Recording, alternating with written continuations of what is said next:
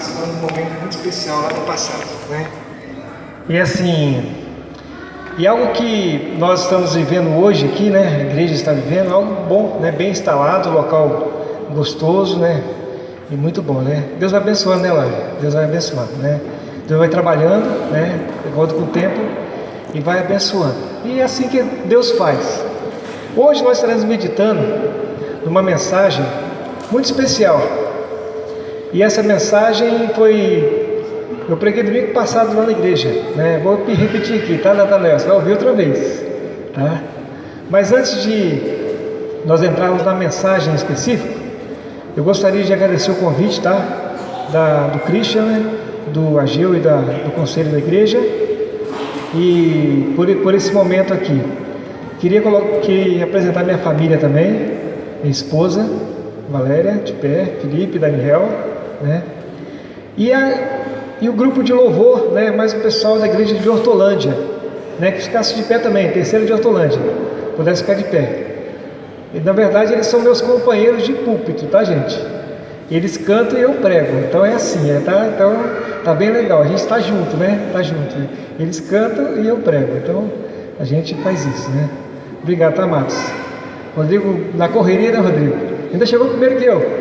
Nossa, eu também estava na correria. 7 horas eu estava quase pegando o menino lá na escola, né? Encontrei com a Aline lá. A Aline falou assim: pastor, não vou poder ir, porque a escola me prendeu aqui. Eu falei: poxa, Aline, que pena, né? Chegou! A Aline chegou. Está até de uniforme aí, ó. Ela veio do jeito que ela estava. Não tomou banho, tá, gente? Não tomou banho. Mas é isso aí. Veio direto, né, Aline? Veio direto, legal. Amados, tenta tirar um pouquinho o grave. O máximo possível o grave, isso. Tenta tirar bem o grave, isso. Beleza. Ótimo. Aí melhorou. Já é. Porque o grave ele reverbera, né? O som pesado ele reverbera. Beleza. Então, amados, antes de nós entrarmos no texto, tá? Nós vamos trabalhar no texto de Jonas, né? Vamos abrir devagarzinho, né? Porque demora para achar, porque Jonas são poucas páginas. E é ruim de achar, tá? Eu vou falar que é antes de Obadias, não, depois de Obadias e antes de Miqueias. Eu sei que não ajudou nada, né? Porque Obadias e Miqueias também é difícil de achar. Então, Jonas, nós leremos apenas o versículo de 1 a 4, tá? Jonas 1, de 1 a 4. No entanto, estaremos falando todo o livro de Jonas, ok? Todos os capítulos. Obrigado por estar aí. Obrigado. Jonas, de 1 a 4. Todos abriram? Só que eu não vou ler agora não, tá, gente? Primeiro eu vou fazer um breve histórico aqui, contando algumas coisas para os amados irmãos. Particularizar, antes de nós entrarmos no texto. Alguns anos atrás, eu e minha esposa, nós estávamos lá em Marataízes, né, sul do Espírito Santo, e aí nós começamos um grupo familiar, e esse grupo familiar demorou muitos anos, né, a ideia de fazer uma igreja, e esse grupo familiar virou congregação, e é possível que esse ano que vem agora, 2019, ele se transforme em igreja, né, muitos anos de congregação. Então esse foi o primeiro trabalho que nós começamos, né, com o grupo familiar. Passou alguns anos, depois nós começamos um grupo familiar também, e era numa avenida principal da cidade, e reunimos várias pessoas. E aí com 3 anos nós reunimos na varanda da casa do meu pai, com 3 anos reunindo, e aí nós conseguimos aí fazer igreja, né? Pouco tempo fez igreja. E hoje tem uma igreja construída e bem estabelecida, pastor, né? A igreja está na avenida, graças a Deus aconteceu isso. Quando eu estava em Esmeraldina, vim para Campinas, né? Começamos um trabalho ali envolvido num trabalho evangelístico ali em Esmeraldina. Eu fui matricular meu filho na escola Ágape. Aí cheguei na escola Ágape, encontrei uma moça chamada Aline. Vocês conhecem a Aline? Esposa de Valtaí? Vocês conhecem? Eu conheço. Aline, esposa de Valtaí, né? E aí, amados, e ela conversando, eu falei: sou presbiteriano também e tal, na escola batista, eu também sou presbiteriano, estou fazendo seminário. Aí começou a conversar. Passou um tempo, eu esqueci, né? Matriculei, Aparece a Aline lá na igreja com o Valtair, em companhia, e acho que a Geu também estava, né? Estava um grupo lá, e na igreja. E nisso, eu achei que só tinha a Aline e mais umas 2 ou 3 pessoas. Vem a Aline e mais um grupo grande de pessoas, né? Nossa, assim, que isso? Tudo de Valinhos, tudo Durães, né? Durães. E eu fiquei sabendo que Durães é o povo que canta, né? E canta mesmo, é verdade, né? E aí nós começamos um grupo familiar na igreja, que era Tamoios, Esmeraldina e Valinhos. Quando nós fomos a ideia de fazer Valinhos, grupo familiar, Deus já tinha colocado no coração de que nós poderíamos fazer uma ponto de pregação, sim. Começamos com rodízio, depois a Geu falou assim, ia ter uma varandinha lá, pastor, que de repente, quem sabe, né? E a varanda aconteceu, né? E aí tinha uma intencionalidade da nossa parte, né, Geu? Intencionalidade. E aí Deus abençoou e vocês estão aqui hoje, né? Eu louvo a Deus por isso. Eu louvo a Deus porque eu fiz parte dessa história também, né? Também fiz parte dessa história. Uma história que Deus está construindo, né? Isso é muito bom. E fico feliz porque é um local bem instalado, um local bom, né? Tem o Cristo aí que, pelo que eu percebo, o Cristo é uma pessoa que leva muito a sério, né? Muito compromissado, né? E a igreja está caminhando, isso é importante. Parabéns, Deus abençoe a vida de vocês. A boa obra que Deus começou, ela vai continuar, tá? Eu saí lá de Marataízes, tá? A congregação, a igreja ficou lá e eles continuaram e foram. E estão bem, estão bem. Aqui está bem, porque na verdade a obra é do Senhor. A obra do Senhor. E Deus realmente está de trás Ele que realmente faz as coisas acontecerem realmente. Ele usa homens e faz acontecer. Agora vamos para o texto. Vamos para o texto. Jonas, capítulo 1, versículo de 1 a 4. Jonas, capítulo 1, versículo de 1 a 4. Diz assim: a vocação de Jonas e a sua fuga e o seu castigo.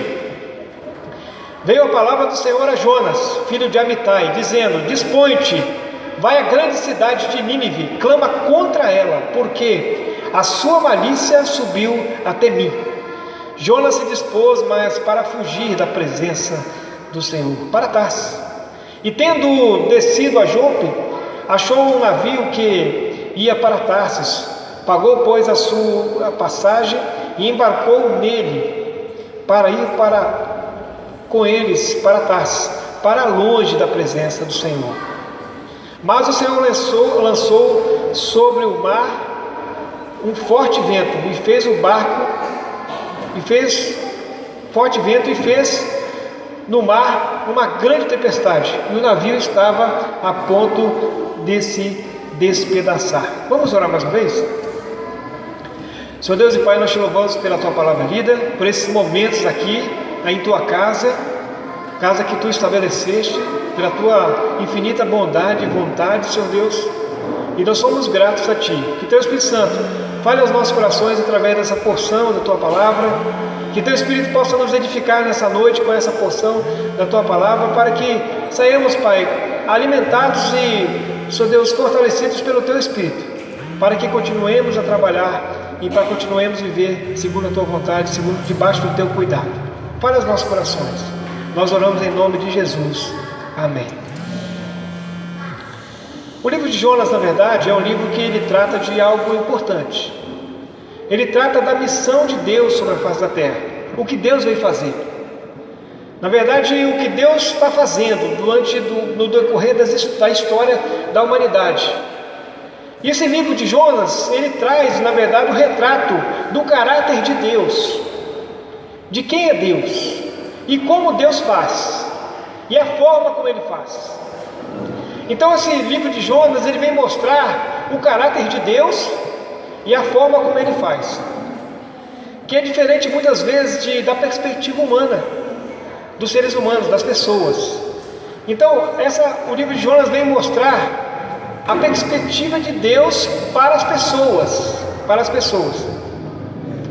E aí, amados, nós percebemos que há algum tempo Deus no passado falava através dos profetas, no período do Evangelho do Reino falou através de Jesus, e hoje através da graça tem falado através da sua igreja, que somos nós.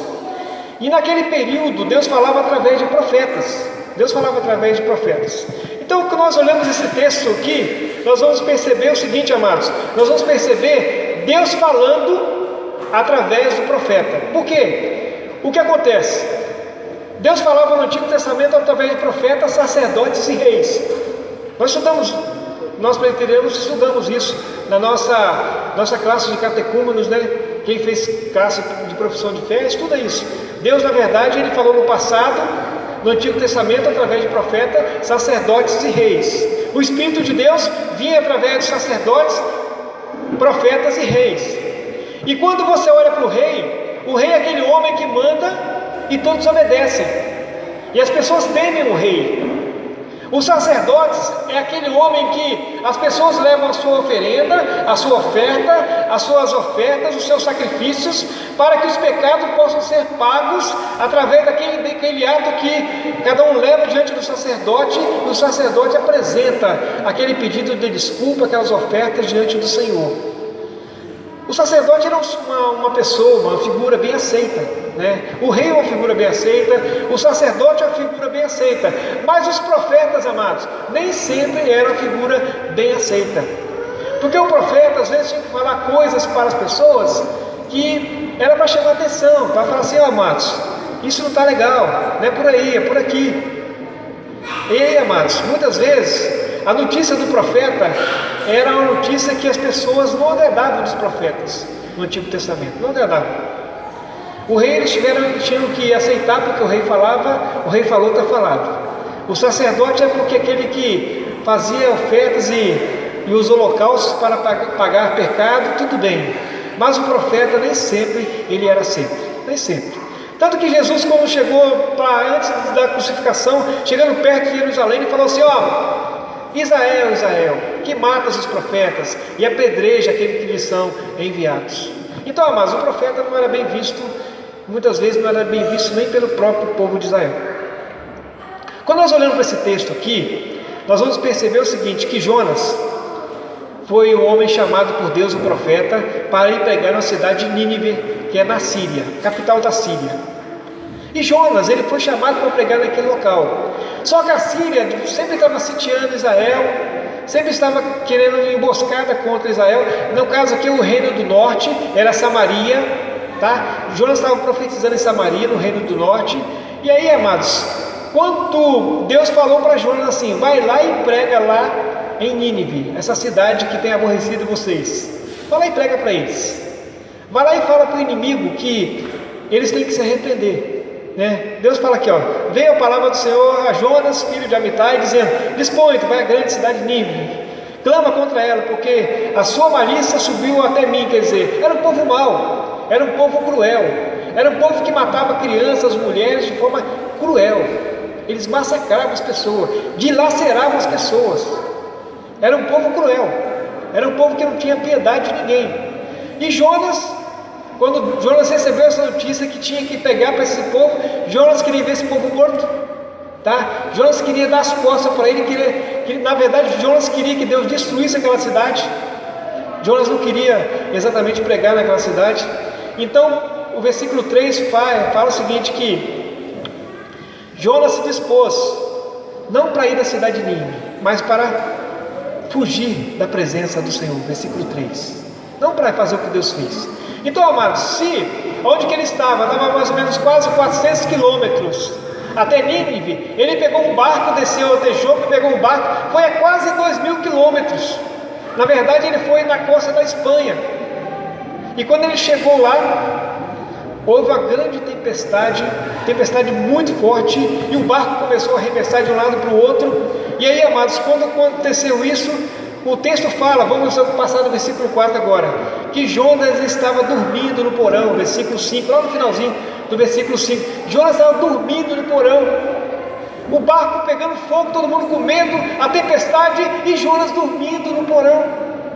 Então, amados, o mestre do barco, versículo 6, fala que chegou para Jonas, viu Jonas lá no porão dormindo, e falou assim: rapaz, o que tem com você? As coisas estão acontecendo lá em cima, a tempestade está realmente quase levando o barco a pique, e você dormindo, o que você está fazendo aqui, rapaz?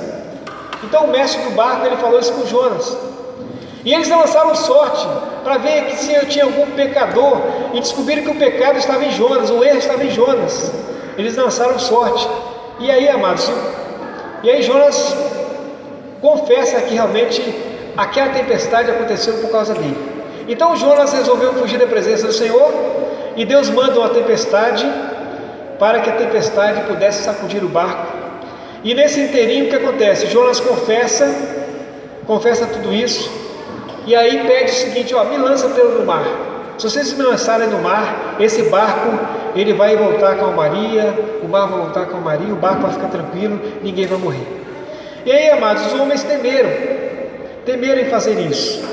E aí Jonas se revelou, eles perguntaram para Jonas quem ele era, quem Jonas era, e Jonas respondeu que ele era do povo hebreu. E aí no versículo 8 diz assim: então lhes disseram: declara-nos agora por causa de quem sobreveio o mal, que ocupação é a tua, de onde vens, qual a tua terra, e de que povo é tu? E Jonas revelou que ele era do povo hebreu, era do povo hebreu, era do Deus criador dos céus e da terra. E aqueles homens temeram na mesma hora: o que você fez? E aí Jonas pediu que ele fosse lançado no mar. E aí, amados, os homens do versículo 12 ficaram com medo de jogar Jonas no mar, porque responderam-lhes: tomai-me e lançai-me no mar, e o mar se aquietará, porque eu sei que por minha causa vos sobreveio essa grande tempestade.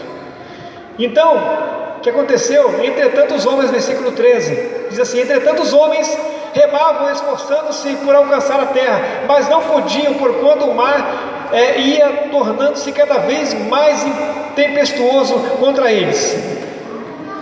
Então, amados, versículo 14: então clamaram ao Senhor e disseram: Senhor, rogamos que não pereçamos por causa da vida deste homem, e não faça cair sobre nós este sangue, quando nos inocente, a nós inocente, porque tu, Senhor, fizeste como te aprouve. Então, amados, Jonas, na verdade, pediu para ser lançado no mar, e os homens ficaram com medo de lançar Jonas no mar, porque eles estariam matando Jonas. Imagina o mar, numa tempestade, você lança um homem ao mar, numa tempestade, com certeza ele vai morrer. Quando eu olho para Jonas aqui, eu vejo que ele dormia sono profundo em meio à dificuldade, estado depressão.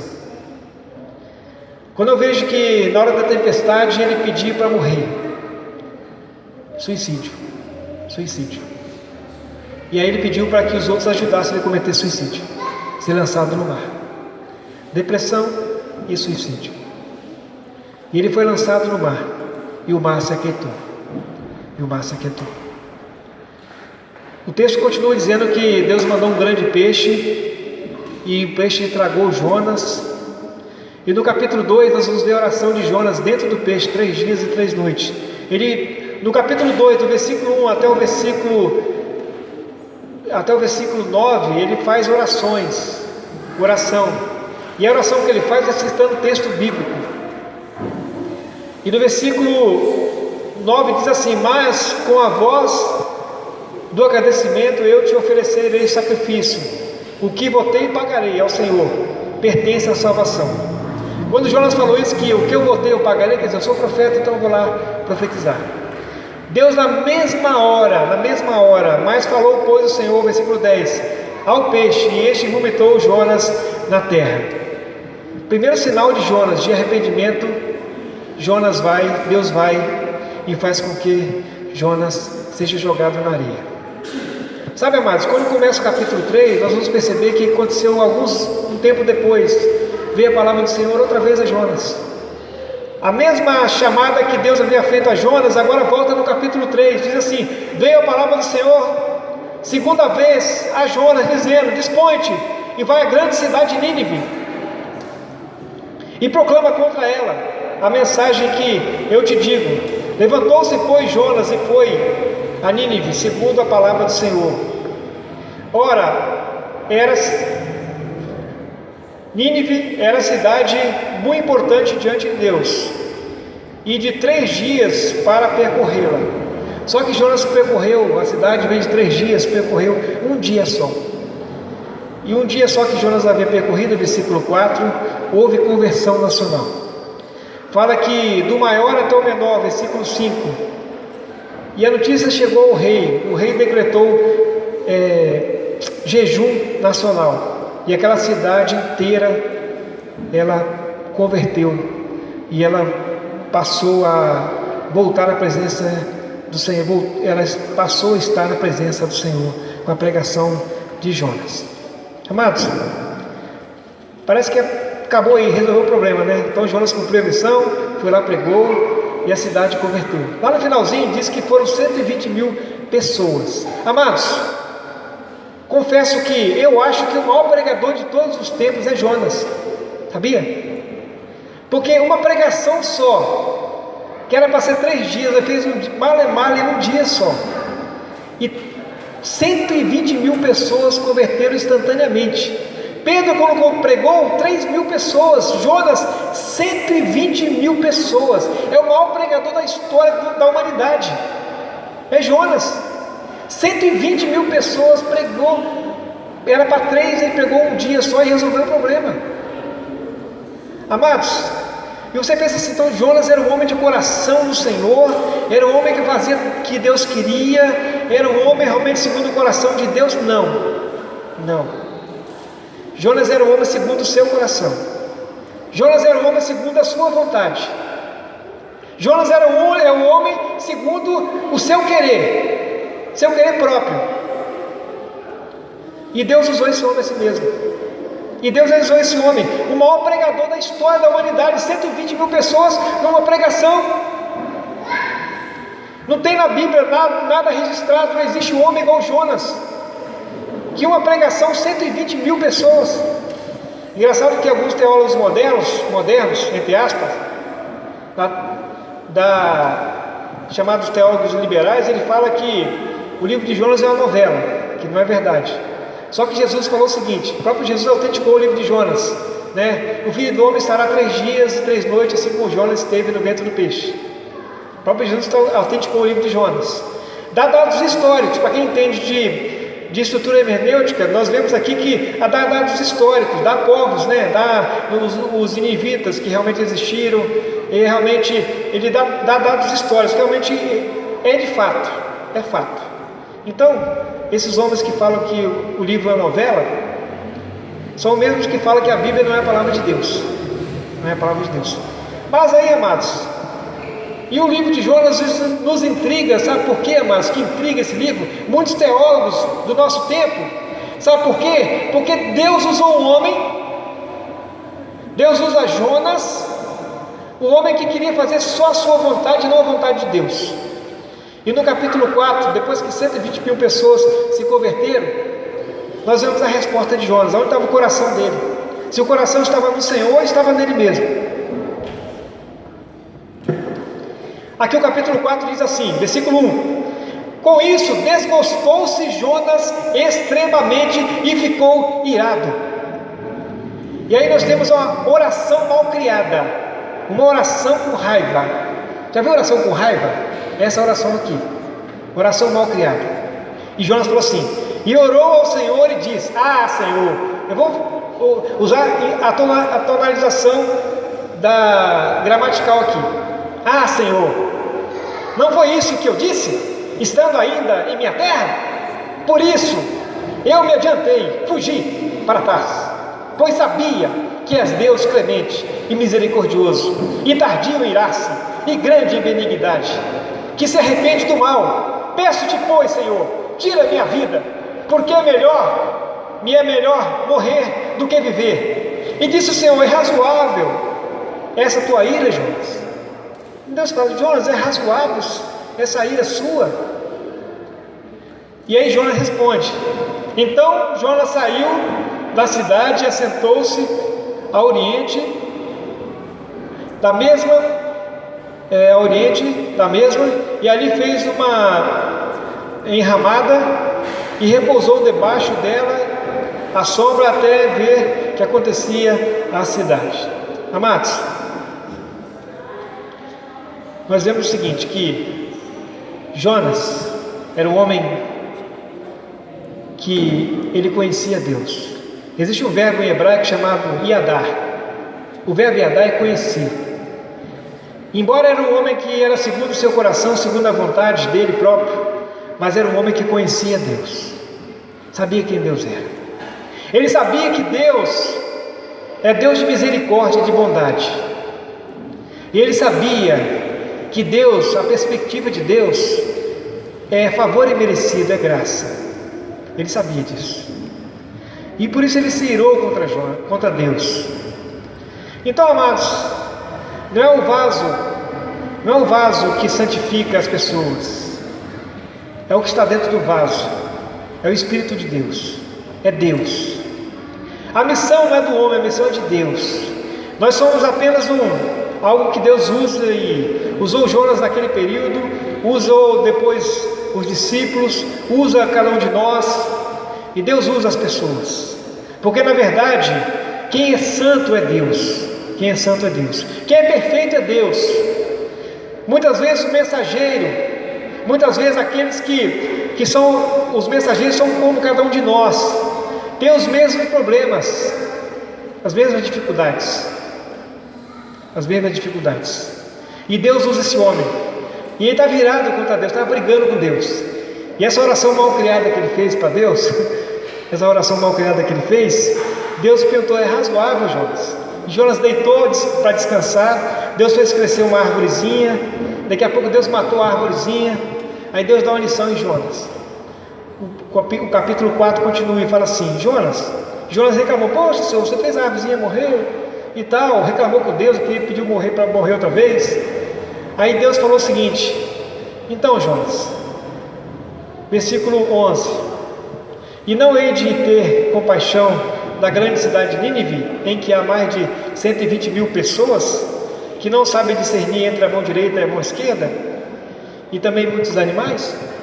Deus fala isso com Jonas: você ficou com pena de uma árvorezinha, e eu realmente tenho misericórdia das pessoas.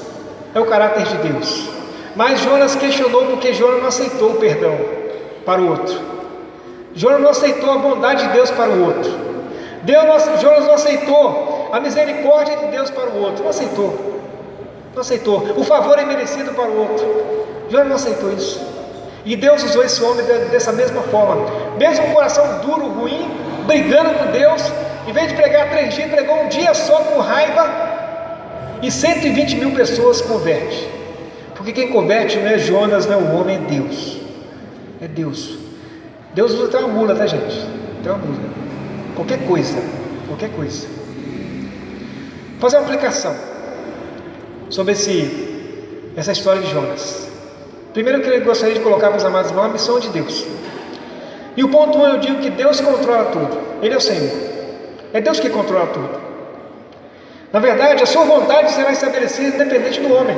Se Ele te escolheu antes da fundação do mundo, Ele fala isso na Bíblia, que você foi escolhido antes da fundação do mundo, não tem ninguém que possa tirar da mão do Senhor. Quem pode calcutrar contra Deus vivo? Se Ele te escolheu para ser filho, ninguém pode intentar contra a sua vida. Ninguém. Nem principado, nem potestade, nem morte, nem coisas do presente, nem do porvir, nada poderá nos separar do amor de Deus que está em Cristo Jesus. Nada poderia separar a bondade de Deus desse povo de Nínive. Mesmo que Jonas tenha feito tudo errado, de uma forma toda errada, mas Deus queria salvar, a vontade de Deus ia estabelecer. Porque Ele é soberano, Ele é Senhor da história. Não é Jonas que é o Senhor da história, não é os grandes pregadores, né, entre aspas, os senhores da história, é Deus que é o Senhor da história, tá? Ele é quem escolhe e Ele é quem salva. Ele predestina, Ele que realmente escolhe as pessoas para ser seus filhos, de fato. Então Deus controla tudo. Ele controla tudo. Mesmo a cidade de Nínive, que não merecia, por isso que nós entendemos que é graça.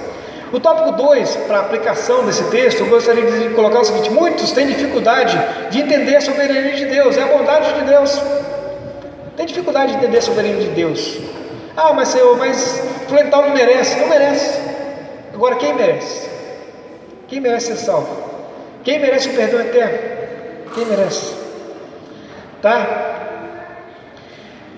Jonas sabia que Deus ia salvar, né? Ele sabia, tinha certeza que Deus ia salvar. Jonas conhecia Deus, ia dar, conhecia Deus profundamente. Era um pregador que fazia do jeito que ele queria, mas ele conhecia Deus. Ele sabia quem Deus era. O problema, amados, é que talvez hoje, em nosso tempo, nós temos muitos homens de Deus, entre aspas, que não conhecem a Deus, e não conhecem Deus. Às vezes nós vemos pregadores que pegam parte do Antigo Testamento, isolam aquela parte, aí é fake news, tá, amados? Aí é fake news. Quando você pega um pedaço do texto e você faz um recorte e joga aquele pedaço do texto ali como um recorte, aí você vai para como se fosse uma notícia montada, como algumas TVs abertas fizeram com Bolsonaro, fizeram. Isso é fake news. É você montar uma história que não é verdade, sem o contexto, sem a base. E, amados, Jonas conhecia Deus de fato, mas existem muitos homens de Deus, entre aspas, hoje, que não conhecem a palavra de Deus. Pega textos isolados do Antigo Testamento e falam que Deus do Antigo Testamento é um Deus mau, é um Deus que pune. Se Deus agisse como agiu no passado, hoje eu queria ver se esses crentes hoje ficavam em pé, né? Fala isso, né? Já ouvi muito disso. Eu queria ver se os crentes ficavam em pé, porque na verdade o Deus do Antigo Testamento era duro, né? Era um Deus que chegava com chicote. Amados, mentira. O Deus do Antigo Testamento é o mesmo Deus do Novo Testamento. Está aqui a resposta. O Deus do Antigo Testamento é um Deus gracioso e misericordioso. Quando você lê o termo misericórdia no Antigo Testamento, qualquer texto que você lê se relacionado à misericórdia de Deus, a palavra gesed, misericórdia, no Antigo Testamento significa que Deus é misericordioso. E essa misericórdia, ela aponta para dois pontos. Que a misericórdia de Deus, ela é eterna e é constante. O que é eterna? Não tem início e não tem fim. E ela é constante, não tem altos e baixos. Nossa perspectiva de Deus, a perspectiva de muitos pregadores de Deus, é uma perspectiva que olha para a misericórdia de Deus como se tivesse altos e baixos. Não tem. A misericórdia de Deus é constante. Sabe que aqueles homens ali que estavam com Jonas no barco, todos eles se arrependeram. Se você olhar para o texto, até aqueles homens se arrependeram. Se olhar para o texto, vamos falar que é o seguinte, que versículo 15, tá? Versículo 16: temeram, pois, estes homens em extremo ao Senhor, ofereceram sacrifício ao Senhor e fizeram votos. Até esses homens que eram pagãos, eles temeram, ofereceram sacrifício e fizeram voto. Viraram crente. Por quê? Porque na verdade a misericórdia de Deus alcançou eles, alcançou os ninivitas. E Jonas era um pregador desse jeito que nós acabamos de ver. Era um pregador desse jeito, que estava brigando com Deus. E Deus vai lá e faz o que Ele quer. Porque na verdade Deus é o Senhor da história, Ele que converte. Então, amados, nós temos hoje muitos teólogos que afirmam que Deus, do Antigo Testamento é um Deus mau, é um Deus ruim. Então pegam textos isolados para fazer coerção psicológica e fazer terrorismo, na verdade, religioso. E no entanto, amados, nós percebemos que muita dificuldade de muitos teólogos hoje, de muitos homens que se dizem homens de Deus hoje, de conhecer quem é Deus do Antigo Testamento e do Novo Testamento. Não conhecem verdadeiramente quem é Deus, porque o Deus do Antigo Testamento é o Deus de misericórdia, e a sua misericórdia é constante, e a sua misericórdia é de eternidade até a eternidade. A palavra gesed é constante. E para nós concluirmos, Deus controla tudo. Muitos têm dificuldade de entender a soberania e a bondade de Deus, não conhecem a Deus, e Adar não conhece a Deus. E agora, para concluir, para fechar, o Deus que deve ser conhecido por nós hoje. O Deus que deve ser conhecido por nós hoje. O Deus que deve ser conhecido por nós hoje é o Deus do Antigo e do Novo Testamento. É o Deus de amor, de misericórdia, é o Deus de perdão. Abra sua Bíblia lá em João, capítulo 3, versículo 17. João capítulo 3, versículo 17. Todos leiam a sua voz. João capítulo 3, 17.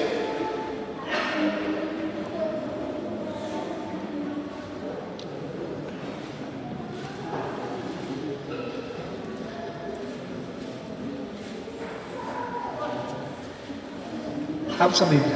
João capítulo 3, 17. Podem ler. 1, 2.